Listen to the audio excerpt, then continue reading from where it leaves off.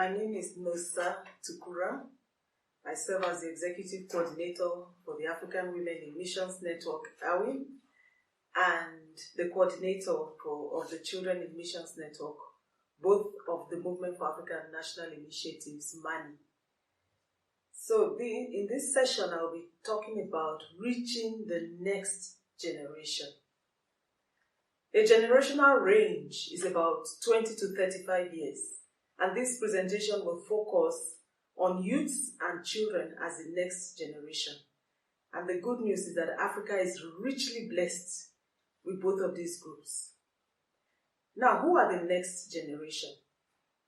As we look all through scriptures, we see that God has demonstrated that He is a God of all generations. He is referred to as the God of Abraham, the God of Isaac, and the God of Jacob. He is the God of our forefathers. In Psalm 78, verse 2 to 4, and I'll read that, the psalmist says, I will open my mouth in a parable. I will utter dark sayings from of old, things that we have heard and known, that our fathers have told us. We will not hide them from their children, but tell to the coming generation the glorious deeds of the Lord and His might and the wonders that He has done. So we see the passing on of the message of the glorious deeds of the Lord is supposed to go from one generation to the other generation. Now, Africa is referred to as the youngest continent. And that is because we have the largest percentage of children under 15 years of age globally. In total, there are more than 2 billion children under the age of 15, and that makes about 26% of the world's population.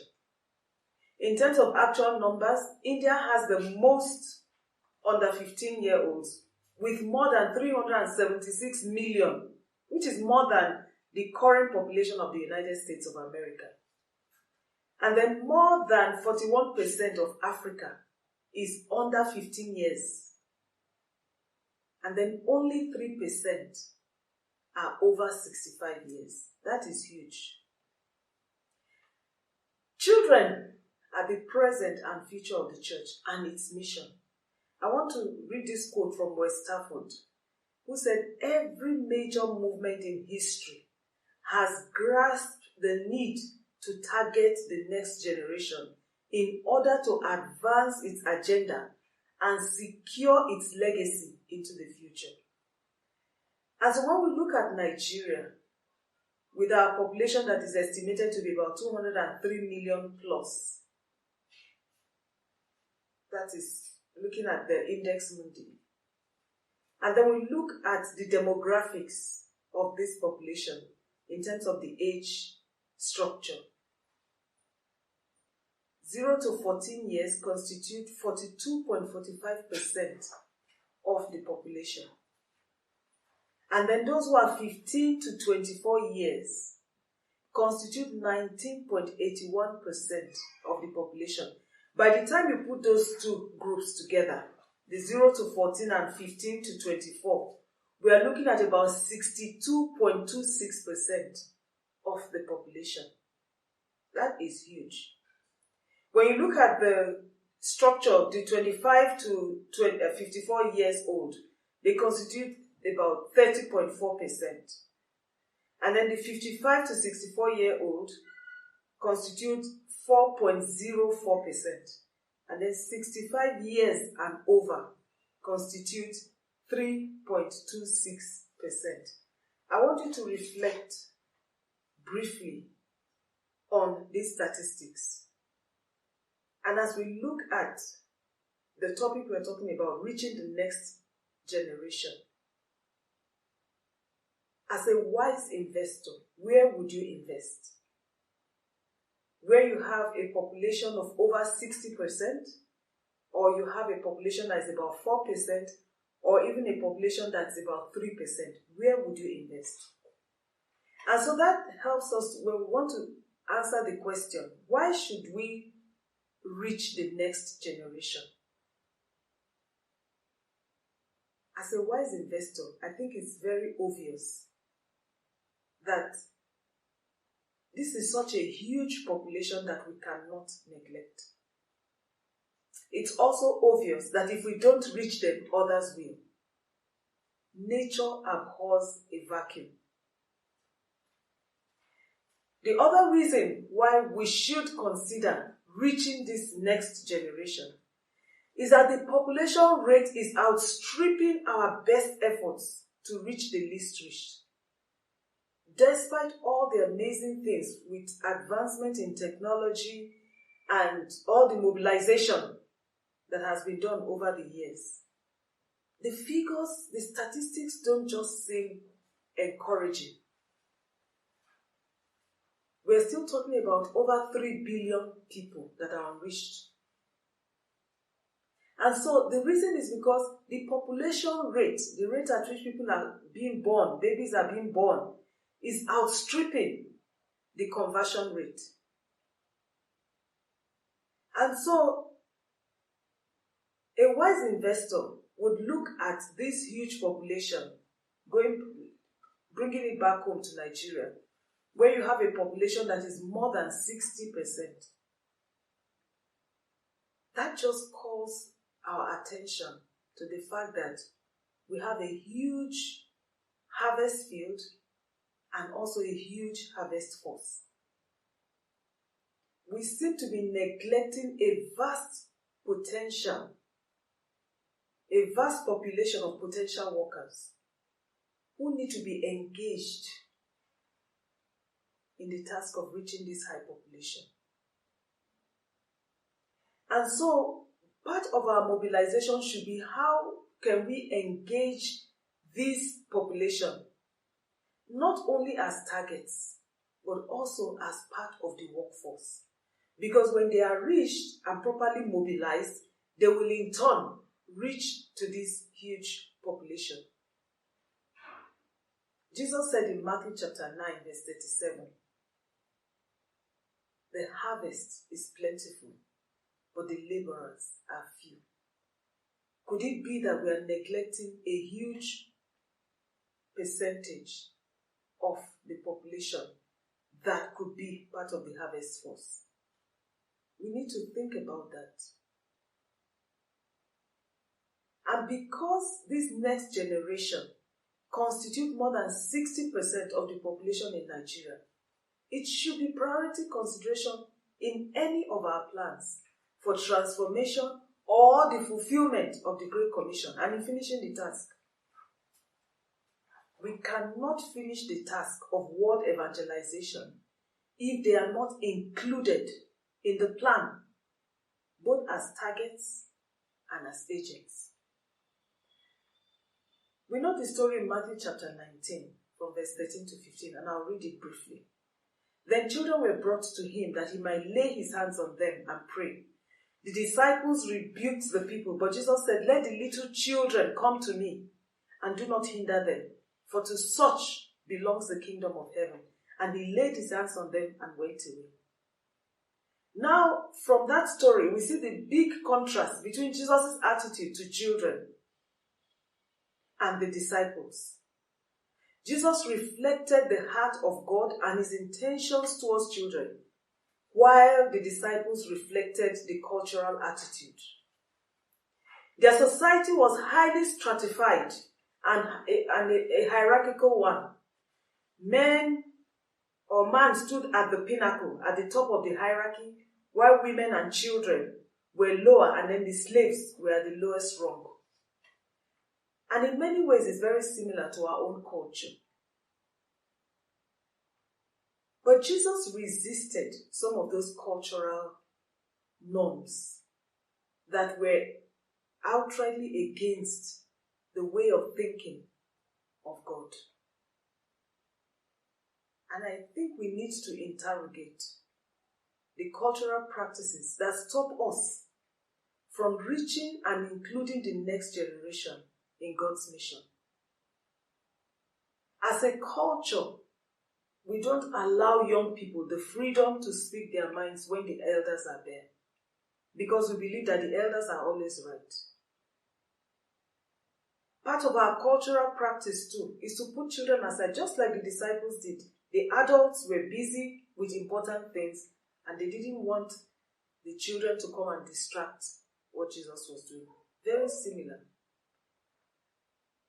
So as we consider this whole in this consultation, and we reflect on reaching the next generation, we will need to interrogate, we will need to frankly and openly look at those cultural practices and cultural attitudes that stop us from reaching and including the next generation in God's mission. Our mission strategies that do not recognize the importance of reaching and empowering the next generation will not lead to sustainable results and the transfer of faith from one generation to another, just like we read in Psalm 78. We need to also look at those strategies. And then as we develop strategies, we need to interrogate them. How are they helping us to reach and to empower the next generation? And I'm not talking about children's Sunday school that lasts for 1 hour a week, but a deliberate strategy for children to walk with Jesus for life. Or better still, a vision of children everywhere walking with Jesus. So it's not just getting saved and being good Christians, but a lifelong walk with Jesus that includes being a vessel through which he can express himself. That is mission. How do we get our children and our young people to be engaged in God's mission? How do we reach the next generation? I believe that by mobilizing families, Christian families, to be part of God's mission as families, not just as individuals, is critical for us to reaching the next generation. The whole family should be on mission with God, not just the parents or the children through Sunday school or the youths through their youth fellowship, but as a whole family. We see a lot of examples in the New Testament of Lydia and her whole family coming to faith, Colinius and his family. We also need to mobilize Christian families so that everybody is engaged in God's mission. And the reason is because the strongest influence in the life of a child is the parent. According to a research carried out by Jason Dorsey and his team, which they titled The Trends That Shape Generations, their study rates parenting as the number one factor that shapes generations. You say parenting. Why is parenting important? Because it influences everything children do. It's how they decide if a job is beneath them. They learn it from their parents. The values are caught. They are not taught. Our children catch our values. They know our values. We may teach them everything. Respect people. Treat people with honor. But if we don't do it ourselves, then they know that the value we have is really that we don't respect people. And so, parenting influences everything. It also influences their decision whether to go to college or university, as we call it, or not. Is it worth taking that student loan that you may go into debt for the next 30 years? It's all influenced by parenting. Parenting also influences their decision to go to college. These are all results of that research. And research shows that entitlement is primarily a learned behavior. A lot of us are upset with the millennials. We say they have this sense of entitlement. It's a learned behavior. And guess where they learned it from? From home. So families have huge influence. And if we can mobilize Christian families as a family for missions, and not just the dad or the mom, or the children by themselves, but whole families, then we'll have a better result in reaching the next generation. And then how do we reach the next generation? By engaging with them. We need to engage. It's not about telling them what to do or throwing things at them. It's about engaging with them. We need to be able to step into their world. We need to be able to understand their thinking. It's like a bridge. Until that bridge is built across that gully, whatever we try to transport from this side of the gully to the other cannot go seamlessly. We end up throwing things from one end to the other. But when there is a bridge, then goods and services can go from one end of the bridge to the other and vice versa. By listening to them, we can reach the next generation. By not presuming that we know what they want. By not presuming that we know what life is for them. Because the reality is that we haven't been on this same path before.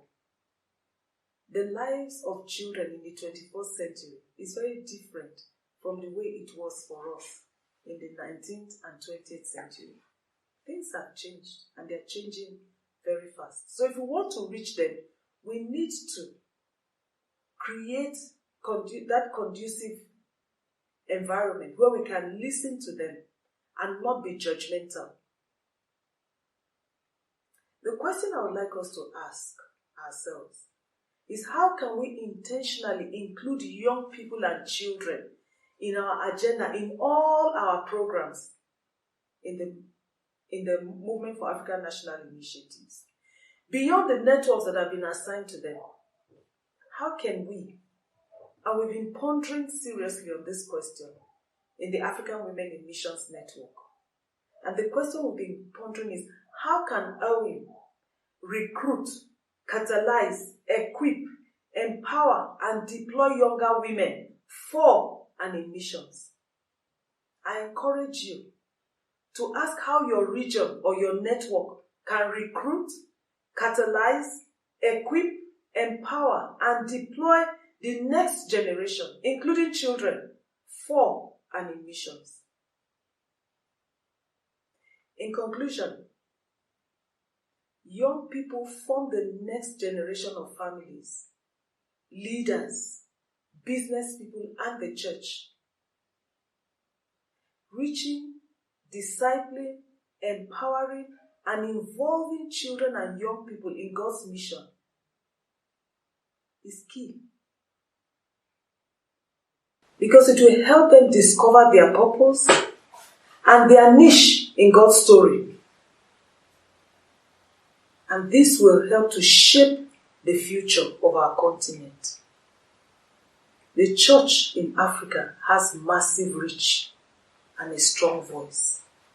Let's use it. Thank you very much.